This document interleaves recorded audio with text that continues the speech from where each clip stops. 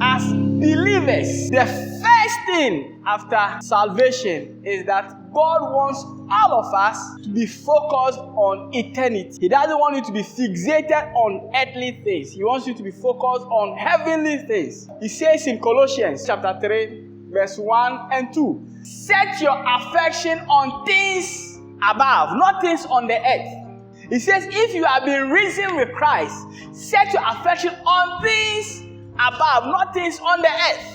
He says, for you are dead, and your life is hid with Christ in God. Focus on heaven, eternity, how life is going to be when you leave the earth. That is what you should be focused on. That's what you should be thinking about. Unfortunately, all that majority of believers do is that they are thinking on earthly things. And yet the Bible tells us that if you love the world, the love of the Father is not in you. 1 John chapter 2. Look at it. Love not the world. Love not the world. Neither the things that are in the world. If any man love the world, the love of the Father is not in him. We are already told that we should set our affection on things above. And then we are told again that we should lay up our treasures in heaven. Matthew 6, 19, 20.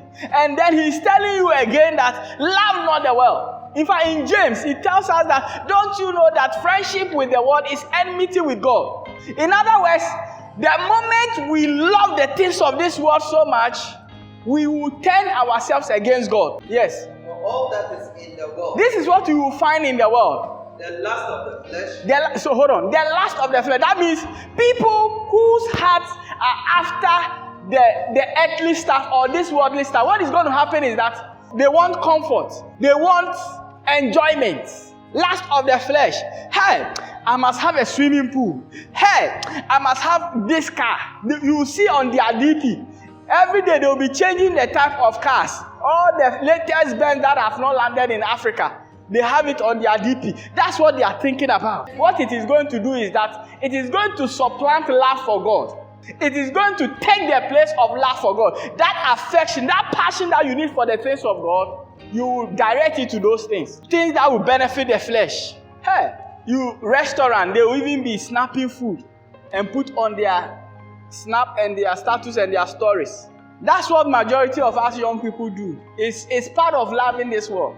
But if you were fixated on eternal things, you will be posting things like, oh God, if only I will win 10 souls this year. You see those things on status. If only I'll bring 20 people to the kingdom this year. God help me. This year I must win 100 souls. This year my prayer life must change. Focus on heavenly things versus focus on earthly things. And with the earthly things, he says, lust of the flesh. Go ahead. And the lust of the eyes. Okay, hold on. The lust of the eyes is how to experience all these things that you see on Facebook and Instagram. You are on Instagram, you say, hi, I have my baby. Lust of the eyes. All the things you see people experiencing, you want to partake in it. You want to be there. That's all that you are looking for. And then he said, the pride of life. The pride of life. This is where now you want to come to that place where you want to have certain achievement that you boast about. You want to boast about things. Me, I am this. I am that. I have gotten this. It is contrary to Apostle Paul, who said in Philippians chapter 3, all the things that I had, I count them as dung, forgetting those things which are behind. He doesn't care about his qualifications from the past. He dropped all of them. He says that I may become like Christ. You are now pushing for things that will let you, when people see you, they must bow. That is your ambition. They must bow to me. You see, we are not saying having degrees and stuff that will let people respect you is wrong. Don't get it twisted. What we are saying is that if those things are your ambitions, you got it wrong. Do you understand? Let following God's path bring those things. Don't let those things move you. Do you get it?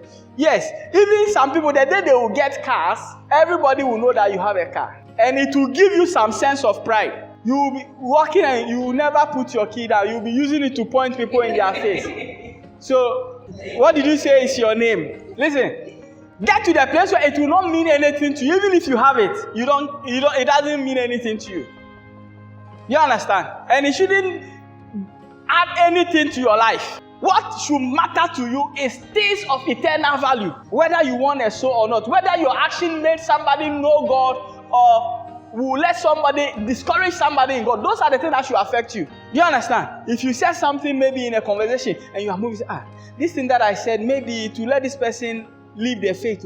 I'm sorry, God. Those are the things that should affect you, not the things that will boost your pride. But that's the things a lot of us are fixated on. You have to start changing your mind. The reason many people are really getting certificates is not even to work.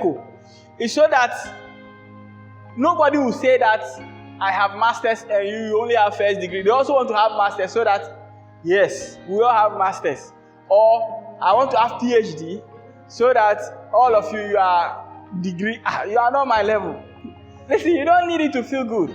Your joy must just come from doing the will of God. Your sense of fulfillment should come from doing what? The will of God. That's all.